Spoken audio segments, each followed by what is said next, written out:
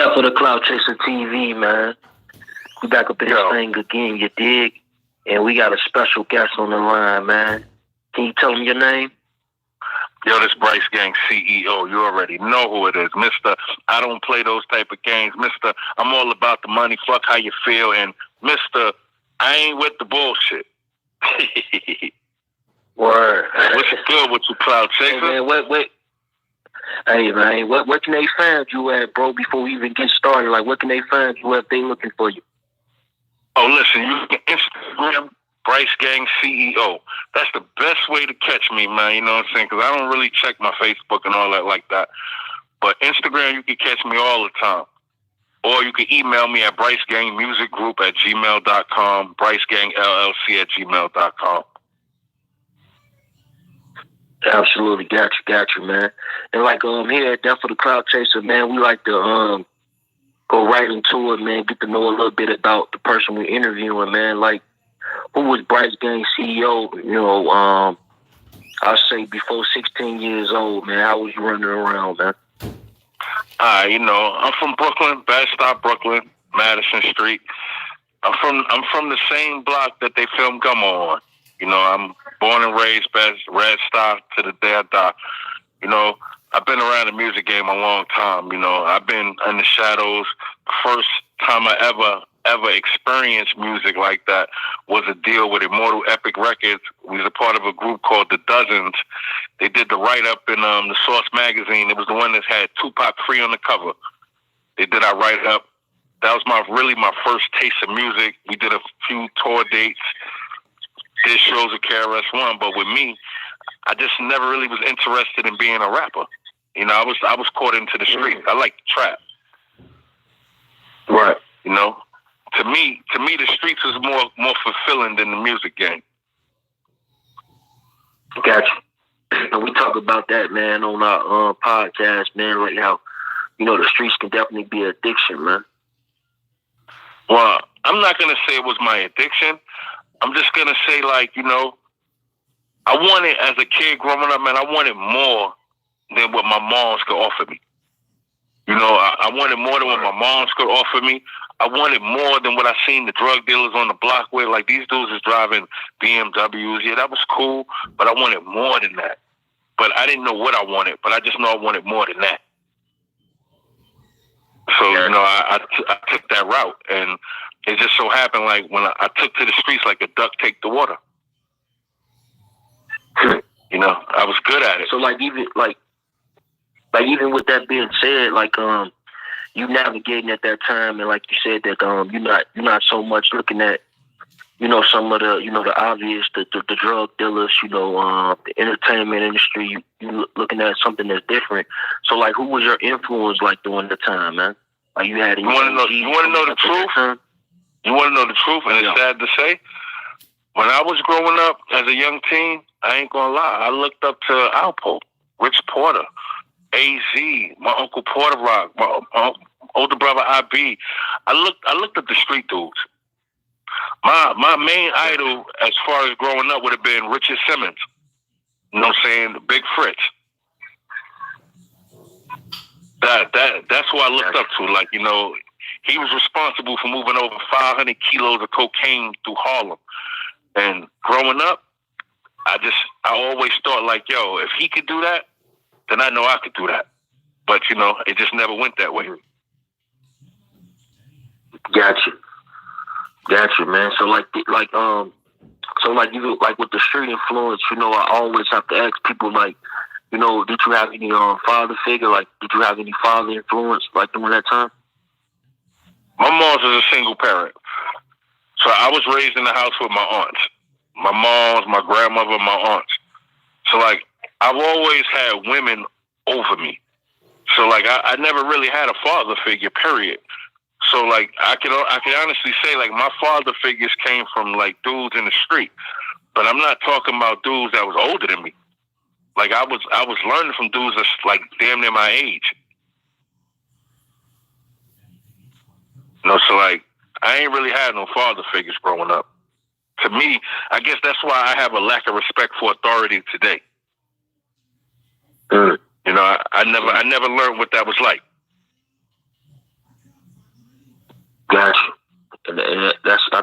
part of like, you know, growing up.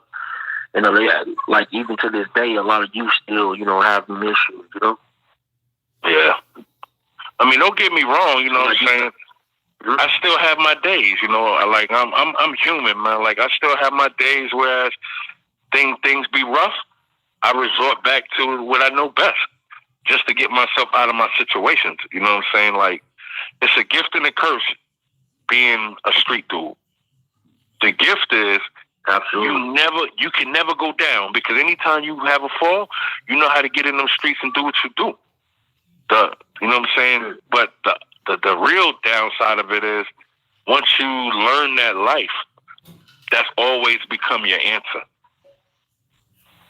Like you're not gonna look for no other outlets. I know the streets is gonna win, so you're gonna jump directly in the streets. That's just what it is. Like they say, people will be like, yo, you need to change your ways. There's no such thing as changing your ways. Because the second you go broke or be fucked up, you're going back to the block, you're going back to robbing, scamming, whatever it is you do, you're going back to it. And that's a fact. For real. Yeah, it's deep, man. So like even now with that being said, man, and you know, we pretty much got like you know, Brice Gang CEO, who he was as a youth. Now, like, moving forward, like, you talk about your first taste in the music industry. Like, what was your first taste in the music industry where you was like, this is something that I want to do, like, for sure. Like, you know, maybe somebody, you know, giving you up, you know, saluting you or some sort. Like, what was it? I mean, I grew up in Bed-Stuy, you know what I'm saying? My uncle was Porter Rock. Porter used to hang out with Big. So Big used to come to the house with Porter, you know, so like I used to be around like niggas like Big, you know, 5FT from Black Moon. That was my partner. So like I was around like dudes in the industry back in the days. You know, I used to always run into these dudes or see these dudes or be hanging out, you know. Sean, that used to manage Mary J. Blige, I done ran around him with a little bit. So it was like, it was always, I was around it. And, you know, I used to see these dudes doing it. I used to be like, yo, you know what, I could rap. I could put words together. But to me, it was always just fun and games. Like, I never took it serious. I ain't gonna lie to you. Because to me to be a rapper, I wanted to be the realest rapper ever. Like, I got a mixtape that I put out before, but I wanted to be the realest rapper ever. So in my raps, I was speaking my life. And at that time in my line of work, speaking my life was a no-no. Too real. It's too real. Like, yeah. I'm gonna send you a copy of the mixtape that I did, and I'm gonna let you be the judge of it, song for song. I was saying too much. Mm-hmm. You know what I'm saying? I was giving up information that the streets, if you ain't in the streets, then it's not for you to know. So, like, for me to be a rapper, I was going to send myself to jail. Because I couldn't be fake with it. I wanted to be that dude. You know, so bad decisions kept me out the game.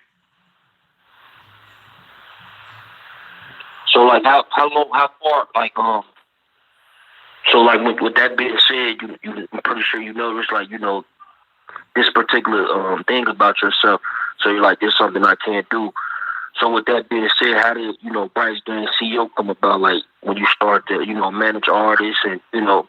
Well, what it was like, you know, I had got away from the whole music thing, but at the same time, I had a lot of people around me that was trying to do it, and I had experience a little bit. Not saying I was experienced fully, but I had a little bit more experience than a lot of other people. So it kind of made it easy for me to be like, okay, yo, this is what you need to do, or, yo, if you do this, you might be able to make that move.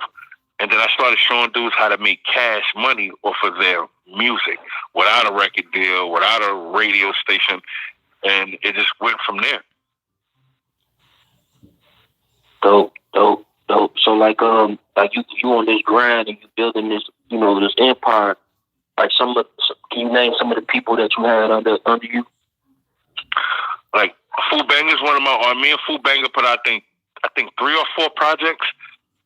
Food Banger, Miss Kwani, I work with her.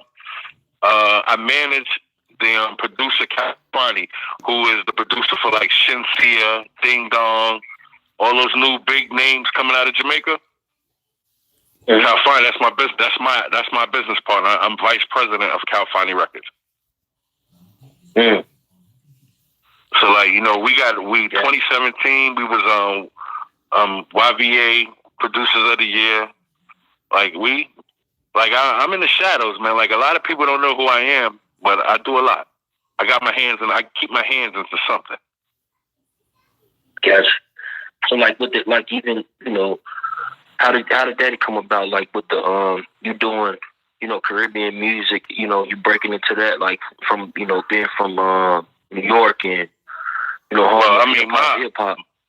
My grandfather on my dad's side of the family is from the Bahamas. So I've always had the West Indian side of my life. You know, that's always been a part of me. Like, it's not something I picked up. And it just so happened I still work with her. I used to have the artist Tracy Moet on my label when I first started my label. And she was produced by Calfani. And this was back when he first started. So when she came onto my label, Calfani just happened to be around all the time. And me and him just developed a close friendship and a close relationship. And he kind of admired my street way of doing business somewhat. Gotcha. So then you spoke on you know, Food Banger being one of your artists, and you know everything that's going on with the whole Treyway camp and the whole 6IX9INE ordeal. You like tell me his role, you know, Food Banger role as far as Treyway Entertainment. See, this is what it went down to. You know, a lot of dreams got sold. A whole lot of dreams got sold, and a whole lot of bullshit was spoken. So, you know, at the time of it all going down, we already had something going on. Because Treyway, you know what I'm saying, they was moving around in Connecticut and 6IX9INE touring to Connecticut, they needed that Connecticut protection. So, you know, that's where Fu came into place. That was his area. So they offered Fu CT Treyway, Connecticut Treyway, which would have been CT Treyway. So when they offered him that, okay, we was building CT Treyway. I was behind the scenes a little bit with it, and then Fu came to me and he was like, "Yo, why don't we just go ahead and get you sanctioned to do Treyway South?" So then Shotti was in Connecticut at the time, and I guess he more or less asked Fu, "What do I bring to the table?" So what I did was I made a couple of phone calls. I had a collabo set up, produced by Calfani with the dancehall artist Tommy Lee Sparta, and I had it set up. Shotti heard about that and was like, "Yeah, that's big. All right, so we could do that. Treyway South is a go." And everything was good all the way up until the day of the Barclay shoot. And that just changed the course of that whole entertainment company at that point. Well, it changed the course with me first, because when that went down, you know, there was a situation to whereas Shotti and 6IX9INE, they got locked up. So me and Fu was talking about it the whole time, you know what I'm saying? Like, you know, I spoke with Fu before he got locked up, and we had conversations. And I kind of knew ahead of time that it was going to be some fuck shit. And I told Fu it was going to be some fuck shit. So I basically, what I did was, even though Shotti had sanctioned Treyway South, I went up to New York City and I sat down and I hollered at Miss Treyway and I got her blessing to do Treyway South outside of them. But even with that, everything was going good. It still was a lot of animosity, and then this case came about, and I decided to kind of pull away from the whole Treyway South thing altogether and focus back onto Brice Gang Music Group. because Treyway was a tainted brand at the time. You know, you got federal investigations, and I know with my background in my life, that was something I ain't need. Definitely didn't want it. Right. So like with you being on the inside, man, it sounds like you definitely know what's going on. Like when it comes to Treyway Entertainment, who exactly started Treyway Entertainment? Like, who was the first artist, and the whole get up? Like, no, don't get me wrong. I'm affiliated with Treyway Entertainment, but I have no part in their business structure. Now, I will tell you, Treyway Entertainment was started by Miss Treyway and Seiko Billy. It's owned on paper by Miss Treyway and Seiko Billy. On paper, it's owned by them.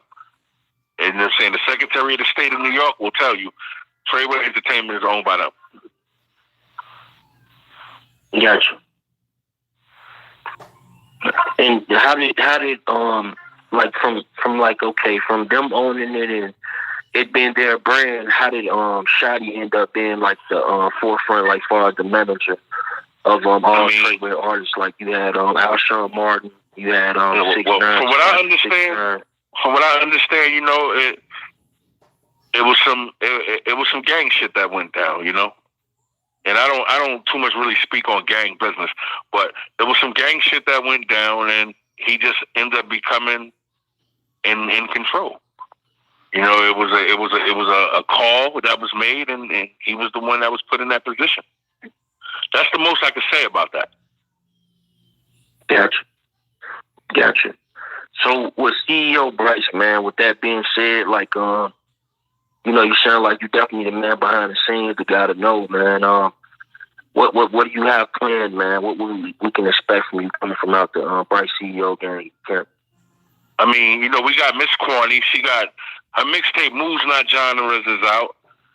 Badness, her single Badness is doing pretty good. The single and video Addicted is doing pretty good. We just dropped another single on the way.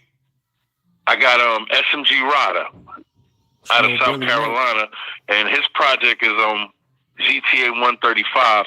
It kind of got caught up in the loop though. It's actually out on a couple of mixtape sites, but his album was actually co-signed by Fool Banger, and it kind of got, when Fool Banger got locked up, his project and his situation actually got limboed a little bit.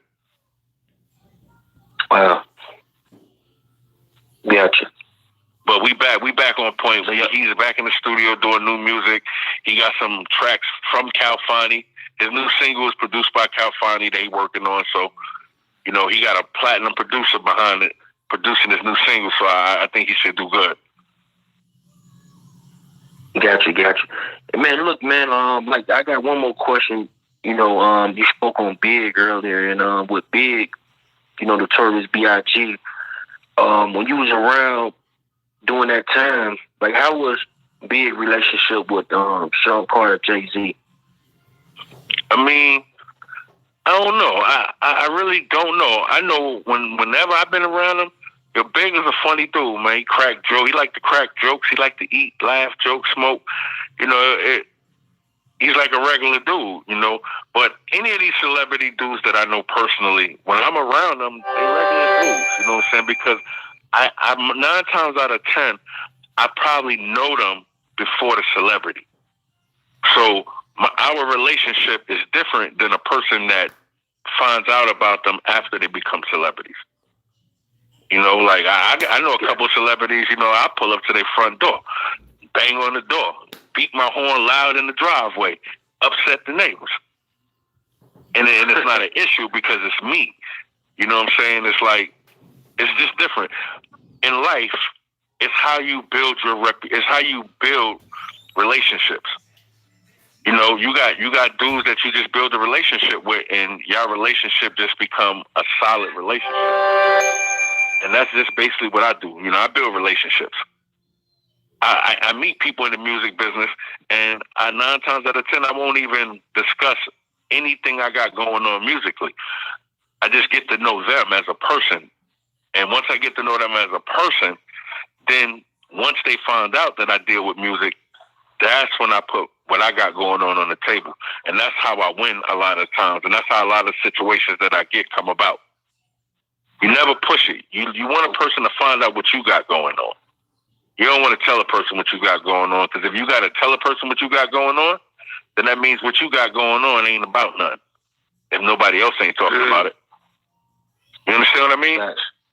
So a lot of times I won't tell people that, like, a lot of people don't know that I manage Calfani or I'm vice president of Calfani Records. Like, a lot of people don't know that I'm 1/3 owner of Dipset DJs LLC. You know, I keep mine to myself because I like to know what everybody else got going on. And once I find out what you got going on, then I know if you can help me or hurt me. You know what I'm saying? And once I find out what a person got going on, if it ain't going to benefit me, it's no need for you to know what I got going on. You understand what I mean? Yes, sir. You know, there's always a saying, business is between those who do it. So if me and you ain't doing business, then there's nothing for us to talk about at that time. And that's just how I kind of carry my life. It's definitely a game-filled episode, man. They gonna love this one, man. I mean, you know, A lot of gems. I could break it down for days. Like a lot of these guys running around here on social media, like the Snow Billy situation. Like, me personally, I don't have nothing against Snow Billy. I personally don't care for him. I don't like what he stands for.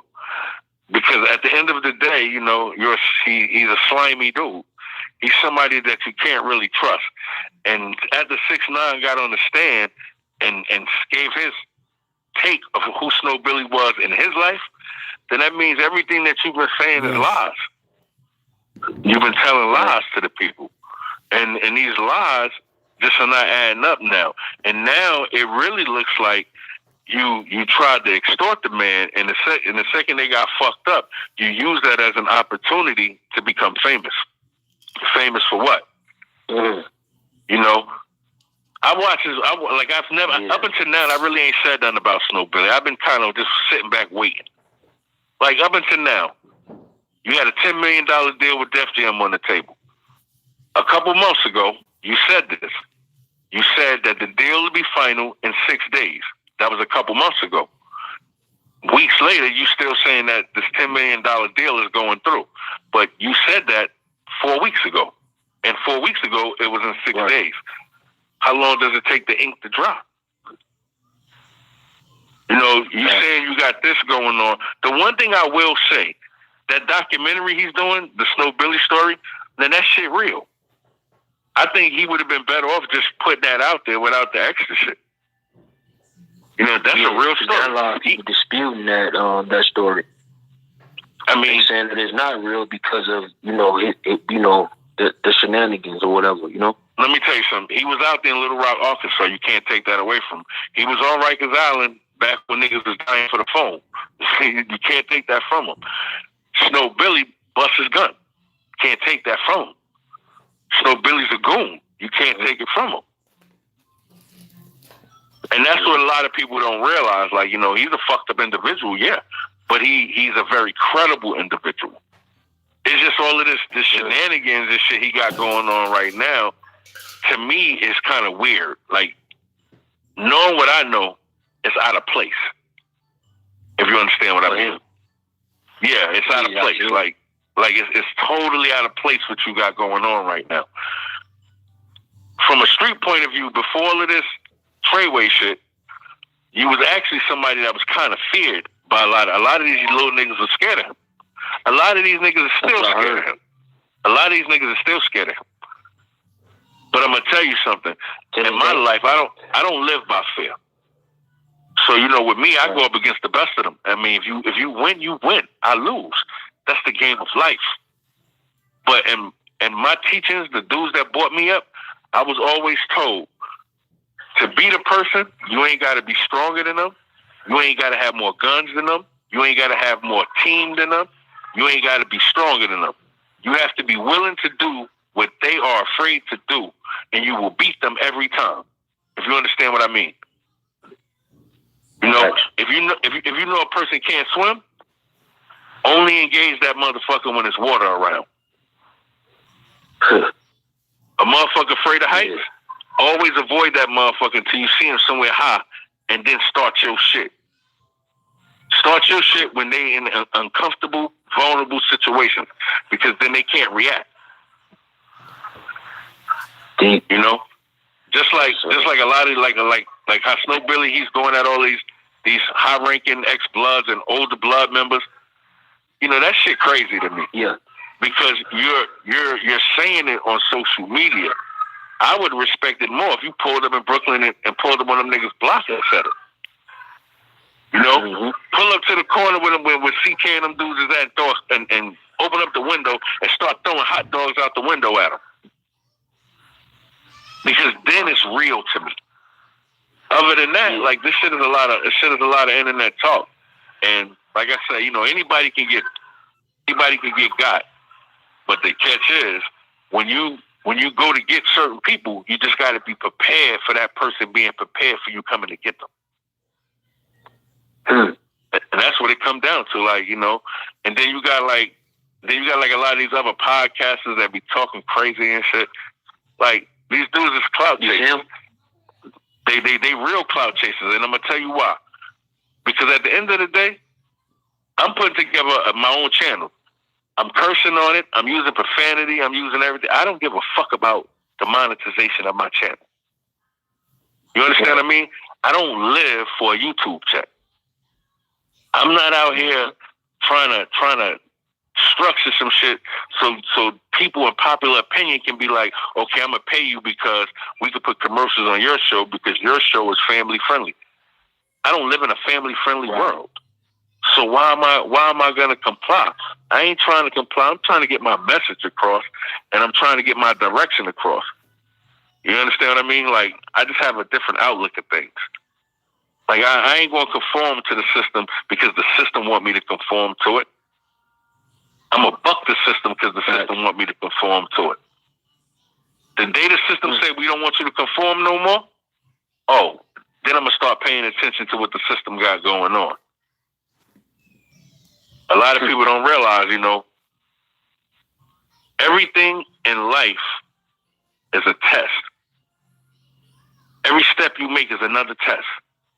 You got people that might know that you can beat their ass, but they'll get around a bunch of strangers and show their ass and try you. Why is that? When in the back of their mind, they know what you're capable of. They know. Because it's a test. Everything is a game. Like, right now, everybody's talking about being a clout chaser. Hey, man, this shit ain't new. You know, before you wanted the clout, everybody wanted the props. You know, I got to get my props. Different generation, different lingo, as they say. You know, you got to get my props. You know what I'm saying? I got to be the man. I'm the man. You know, that was the first one. The man, he the man. I'm the man. Hey, man, you know, all the shit is the same, man. It's just different generations. But this younger generation got the game fucked up. I will say that. They got the morals fucked up. They got they rules. They got the rules of life fucked up. But they definitely got their morals fucked up. Because this shit Danny just did, man, that shit I'm fucking heard of, man. Like, I'm gonna tell you something. Everybody keeps saying, well, they fucked this girl. What was he gonna do? Hey, man, he banged blood, right? He a gangbanger, right? Go put in that work. That happens to you. Know, I mean, at times that it happened to so many people. Go put in that work. You understand what I'm telling you? Go put that work in. Yeah.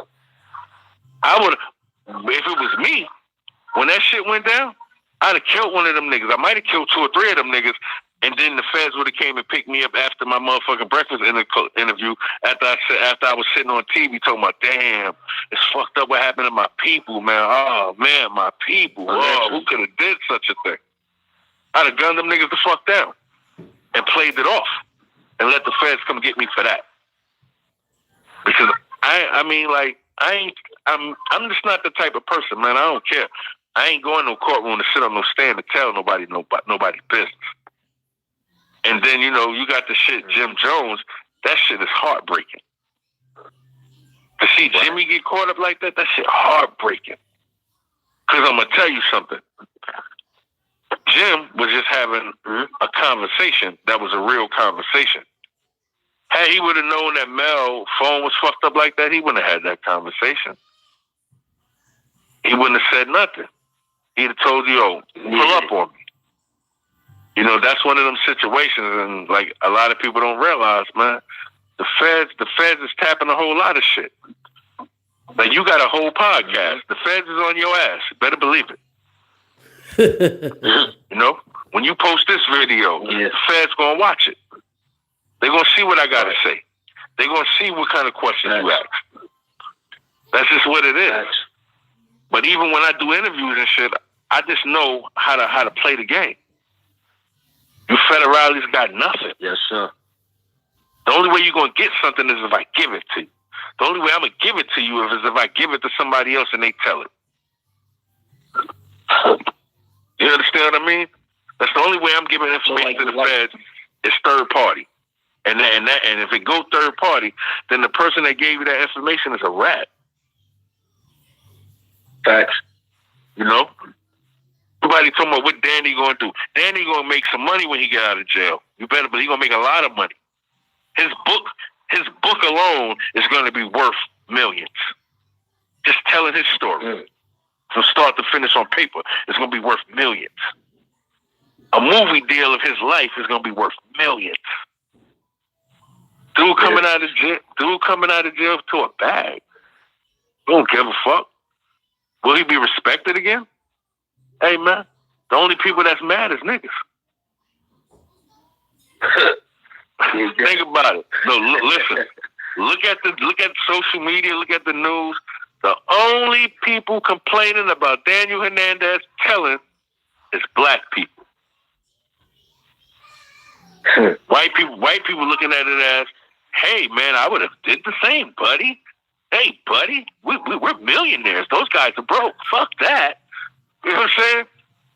The white boys would have told too. So the white boys ain't looking at him like that. So he's gonna make money when he get out. The only downside about getting out and making money is, homeboy, you got a fucking target on your ass. Yeah. Everybody and their mother gonna want to security. But I mean, the key is, the good thing about it is, he a federal rat. The average person ain't gonna fuck with him. No matter what they say, no matter what these niggas on social media talking about, yo, he come to my town, it's gonna be this. He come to your town, you're gonna do nothing. You're gonna run up on Daniel and get an autograph. Get a selfie with the nigga, man. Stop playing. These dudes is talking like a lot of guys are sitting there talking about, oh, Brooklyn gonna take that L. Hey, we don't do that where I'm from. So you trying to tell me New York City is the only jail with snitches in it? New York is the only state where people went to jail because somebody told on them? Because the last time I checked, Meech and them wasn't operating in New York City when they got locked up. They was in Atlanta. You understand what I mean? It's snitches everywhere. This shit happens in everybody's hood. It just so happened it happened in Brooklyn. And it's publicized. It's a big L. But you got dudes out there in Chicago telling. You got dudes in LA telling. You got dudes in Texas telling. Everybody telling. Facts. You know what I'm saying? I'm going to tell you something, man. The younger the person, the more willing they are to tell. How you going to tell somebody that's 20 years old that they're about to do 40 years in jail? You know what they're thinking about? They're thinking about how long it took for them to get to 20 years old. Now I got to do that again? Plus double that in a room? Man, fuck that. Hey, man, listen. It was a second shooter on the grassy knoll, you know what I'm saying? Hey, man, listen. Cardi B, she cheated on Offset and shit like that. You know, a nigga tell everything. That was just a joke for you motherfuckers out there in social media world. But, you know, a nigga tell everything because they're faced with the kind of time that they can't contemplate. You think Danny can contemplate twice his life in the cage? No. Because we're talking about twice his lifespan. He's not 25. That man can't do no 50 years. Because all he thinking about how long it took for him to get to 23. You understand? He's looking at how long it took for him to get to 23 years old. Now he's thinking, I got to do 23 more years in a cage, and then another 23 on top of that in the cage, and then one more year on top of that. Man, that's Jim Jones. He's a retired rapper. Oh, no, see, that's Shotti. Oh, no, that's Harv. That's such and such. That's such and such. Oh, yeah, he did that. Oh, he did that shit. You know? Yeah. He's in courtroom on the bed talking. That he was even trolling on the stand, like how he said Jim Jones is a retired rapper. Like my man. He had jokes. Hey man, listen. He even told Docctv that goddamn Tommy shot Angela. You heard? he even told him that Tyreek set up Kanan. Well, bad, man. Shit bad, man. I'm trying to tell you. This why Ghost Empire going down because of 6ix9ine. They said it was Dre. For real. And shit, he told on Dre too.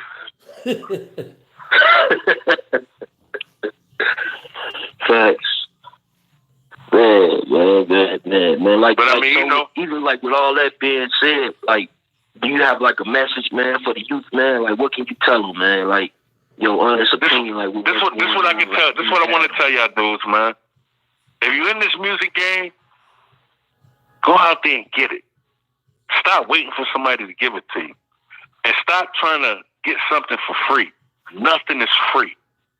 If a person is offering a service and they telling you that this is what they charge for that service, if that service gets you somewhere that you can't get on your own or somewhere that you ain't right then and there, then go ahead and pay that money.